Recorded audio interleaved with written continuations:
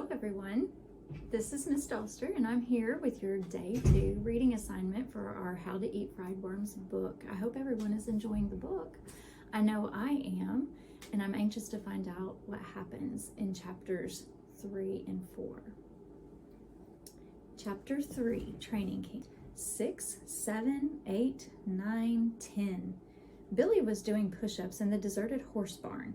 He wasn't worried about eating the first worm, but people were always daring him to do things, and he'd found it was better to look ahead to try to figure things out and get himself ready. Last winter, Alan had dared him to sleep out all night in the igloo they built in Tom's backyard. Why not? Billy had thought to himself. What could happen? About midnight, huddled, shivering under his blankets in the darkness, he'd begun to wonder if he should give up and go home. His feet felt like aching stones in his boots. Even his tongue inside his mouth was cold.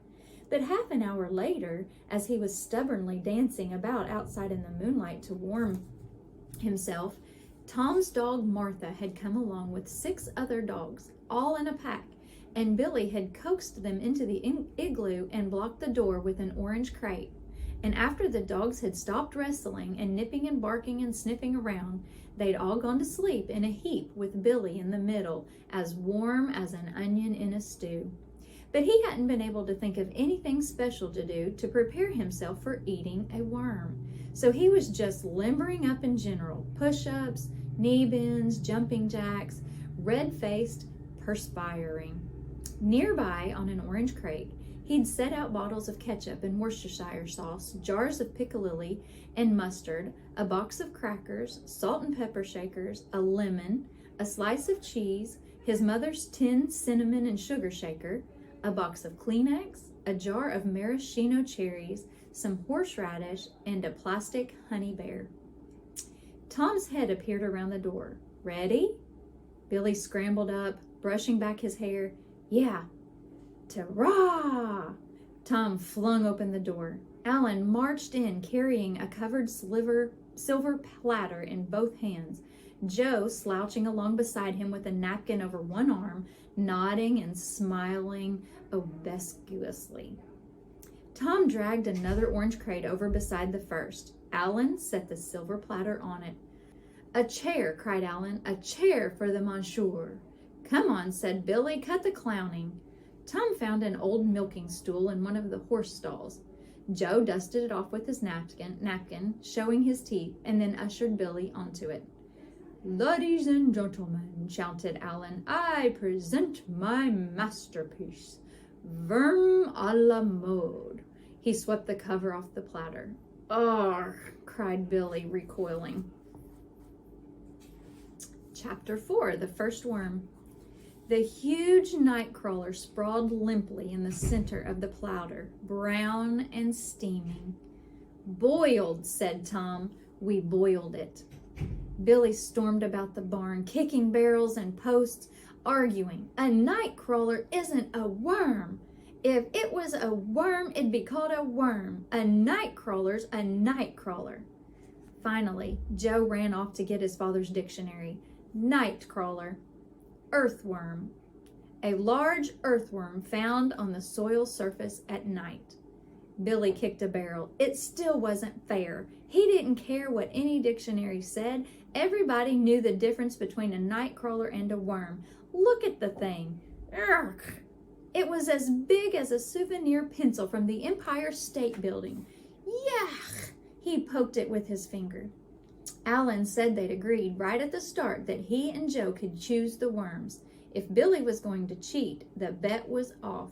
He got up and started for the door. He guessed he had other things to do besides argue all day with a fink. So Tom took Billy aside into a horse stall and put his arm around Billy's shoulders and talked to him about George Cunningham's brother's mini bike and how they could ride it on the trail under the power line behind Odell's farm, up and down the hills, bounding over rocks. Rum, rum. Sure, it was a big worm, but it'd only be a couple more bites. Did he want to lose a mini bike over 2 bites? Slop enough mustard and ketchup and horseradish on it, and he wouldn't even taste it. Yeah, said Billy, I could probably eat this one, but I got to eat 15. You can't quit now, said Tom. Look at them. He nodded at Alan and Joe, waiting beside the orange crates. They'll tell everybody you were a chicken. It'll be all over school. Come on. He led Billy back to the orange crates, sat him down, tied the napkin around his neck. Alan flourished the knife and fork. Would Monsieur like eat carved lengthwise or crosswise? Ketchup? Asked Joe, showing his teeth. Cut it out, said Tom. Here. He glopped ketchup and mustard and horseradish on the nightcrawler, squeezed a few drops of lemon juice, and salted and peppered it. Billy closed his eyes and opened his mouth. Woot in. Tom sliced off the end of the nightcrawler and forked it up. But just as he was about to poke it into Billy's open mouth, Billy closed his mouth and opened his eyes. No, let me do it. Tom handed him the fork. Billy gazed at the dripping ketchup and mustard, thinking, ugh, it's all right talking about eating worms, but doing it? Tom whispered in his ears, mini bike. Glug. Billy poked the fork into his mouth, chewed furiously, gulped, gulped. His eyes crossed, swam, squinched shut. He flapped his arms wildly, and then, opening his eyes, he grinned beatifically up at Tom. Superb, Gaston. Tom cut another piece, ketchuped, mustard, salted, peppered, horseradished, and lemoned it, and handed the fork to Billy. Billy slugged it down, smacking his lips, and so they proceeded, now sprinkling on cinnamon and sugar or a bit of cheese, some cracker crumbs or Worcestershire sauce, until there was nothing on the plate but a few stray dabs of ketchup and mustard. Well, said Billy, standing up and wiping his mouth with his napkin. So, we are done mit the first course. Now, seconds. Let me look in your mouth, said Alan. Yeah, said Joe. See if he swallowed it all. Certainly, certainly, said Billy. Look, as long as you want. Alan and Joe scrutinized the inside of his mouth. Okay, said Tom. Leave him alone now. Come on. 1 down, 14 to go. How'd it taste? Asked Alan. Good, said Billy. Very fine, very fine. Hoop, hoop. He flapped his arms like a big bird and began to hop around the barn, crying, Goot, very fine, Goot. Alan and John and Tom looked worried. Yeah, Goot.